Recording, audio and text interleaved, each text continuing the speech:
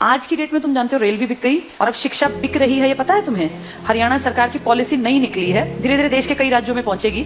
हरियाणा सरकार का देखो तुम क्या किया। सरकार ने कह दिया, अखबार में आ गया लिखित ये कि जिसकी सालाना आय 1,80,000 से कम है हरियाणा में, उनके बच्चे अगर गवर्नमेंट स्कूल में जाते हैं तो 500 रुपए फीस देंगे। फ्री में नहीं, 500 रुपए फीस देनी पड़ेगी।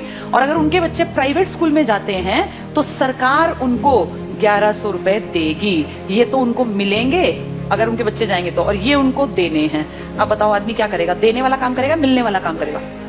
भाई आदमी का बच्चा अगर गवर्नमेंट में जाता है तो पैसे देगा और प्राइवेट में जाएगा तो सरकार देगी। बताओ आदमी क्या करेगा? प्राइवेट भेजेगा, अपने घर से 500 क्यों लगाएगा? एक तो सरकारी, एक तो प्राइवेट। तो आम जो ये गरीब आदमी अपने बच्चे को कहाँ भेजेगा? ये देखो कितनी अच्छी चाल है, अगर तुम्हें समझ में आया तो। ये चल रही है सरकार। 1100 रुपए सरकार कहती है हम भर देंगे आपके बच्चे के, आपको चिंता नहीं करनी। अगर आपने सरकारी में पढ़ाया तो कितने रुपए लेंगे? 500। तो आदमी सोचेगा 2 बच्चे हैं, क्यों 1000 रुपए फूकूं, इससे बढ़िया प्राइवेट भेजूं, सरकार देगी मेरे बच्चे के पैसे, देगी भी सरकार। 1-2 साल बाद क्या होगा? सारे सरकारी स्कूल धीरे धीरे क्या हो जाएंगे? खत्म हो जाएंगे, खाली हो जाएंगे, बिल्डिंग खाली, एडमिशन 0। 1 साल 2 साल 5 साल बाद क्या होगा? सारे एडमिशन 0 0 0। फिर सरकार दिखाएगी बजट में कि तुम घाटे का नुकसान का सौदा है, सरकारी स्कूल बंद पड़े हैं जी, बिना बात इन टीचर्स को हम इतनी सैलरी दे रहे हैं, चपड़ासी रखे हुए हैं, हेडमास्टर है, कोई बेल बजाने वाला है, बच्चा तो कोई आता नहीं। तो कहेंगे काम करो, इसको बेचो, इस प्रॉपर्टी को बेचना स्टार्ट करो। सरकारी प्रॉपर्टी है, हर गांव में सरकारी स्कूल है। आप सोचो कितने स्कूल होंगे भारत में। धीरे धीरे करके अगले आने वाले 5 से 7 साल का भारत ऐसा बता रही हूँ मैं, जो होगा देखना तुम्हारे सामने। ये सारे स्कूलों का दाम निकलेगा। दाम इन द सेंस, भाई जहां जितने महंगी प्रॉपर्टी है महंगा। अब कौन खरीदेगा पूरे देश की बेल्ट को? जिसके पास पैसा है। तुम और मैं तो नहीं खरीद सकते देश के स्कूल, तो उस देश के पूरे स्कूलों को खरीदने का किसके पास पैसा है? अंबानी और अडानी ये ले लेंगे सरकार से कि जी हम इतने करोड़ रुपए आपको देते हैं सरकारी स्कूलों के बदले, हम डेवलप कर लेंगे। और फिर सरकार 1-2 साल बाद कहेगी हम बहुत नुकसान में जा रहे हैं, हमारे बस की 1100 रुपए देने नहीं है। अब गरीब आदमी फंस गया, उसका बच्चा उस टाइम तक 7वीं में पहुंच गया, मान लो पहली से स्टार्ट किया था, 5-6 साल दिए पैसे, अब अटका दिया, हम तो नहीं देंगे पैसे, पढ़ाना है पढ़ा लो, तो अनपढ़ रख लो। अब वो बेचारा गया कि वापस सरकारी में जाके देखो तो सरकारी पे तो ताला है, बोर्ड बदला हुआ है। किसके पास है वो बोर्ड? अब अंबानी। अब अंबानी अडानी प्राइवेट स्कूल है, तो वो जाके फीस पता करेगा तो भैया मैं तो नहीं पढ़ा सकता। वहां से भी गया और वहां की औकात नहीं है, दोनों गए। आने वाले समय में आदमी वो पढ़ा पाएगा जिसके पास बहुत ज्यादा पैसा होगा। देखते देखते तुम्हारी सारी सुविधाएं सरकार से छीन छीन के किसके पास पहुंचाई जा रही हैं?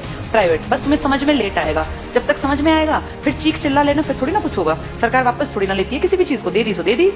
मैं तुम्हें अपना एग्जाम्पल देती हूँ। जब मैं जॉब में आई थी ना, उस टाइम पर हमारा पहला बैच था जिनकी पेंशन बंद की गई थी। मैं उसकी खुद, जैसे ही मान लो लाइव तुम्हारे सामने एग्जांपल हूं, जिनकी सबसे पहली पेंशन बंद हुई वो हमारा बैच था।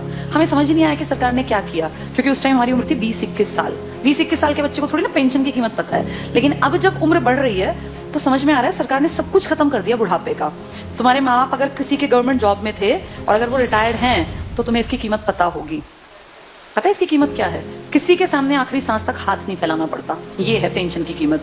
आपका बेटा निकम्मा निकले, नालायक निकले, बेटी आपके लिए कुछ ना करे, आपको चिंता ही नहीं।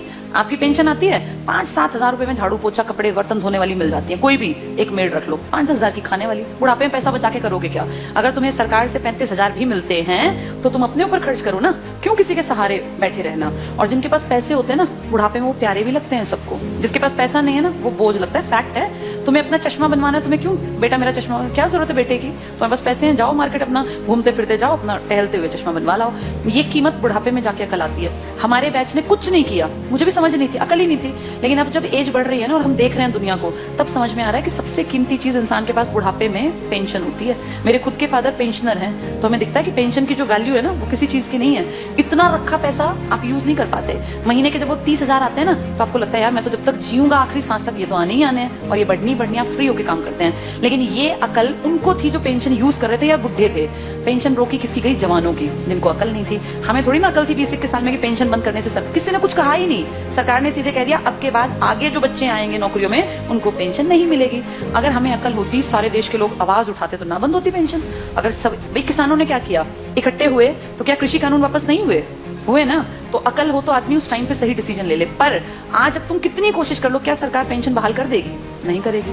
मतलब ना के बराबर है। एक आधा राज्य को करे, लालच में 1-2 साल में कह दे, पर वैसे नामुमकिन बराबर है। इसीलिए जब चीजें बंद हो रही होती है ना, तब जागना होता है कि सरकार गलत कर रही है। अब सरकार स्कूलों की तरफ गलत कर रही है। इसकी अकल 7-8 साल बाद की जनरेशन को आएगी, जब वो देखेंगे कि पढ़ाने के लिए ना तो सरकारी बचेंगे और प्राइवेट मुंह खोल के पैसे मांगेंगे। अब या तो पढ़ा लो या तो अनपढ़ रख लो, फिर फंसेंगे लोग। प्राइवेटाइजेशन करना गलत नहीं है, लेकिन कुछ फील्ड सरकार को रखने चाहिए जिनमें शिक्षा भी आती है, स्वास्थ्य भी आता है, रेल भी आती है, पब्लिक ट्रांसपोर्ट भी आता है। ये तो हमारी बेसिक नीड है, ये तो कम से कम दो हमें।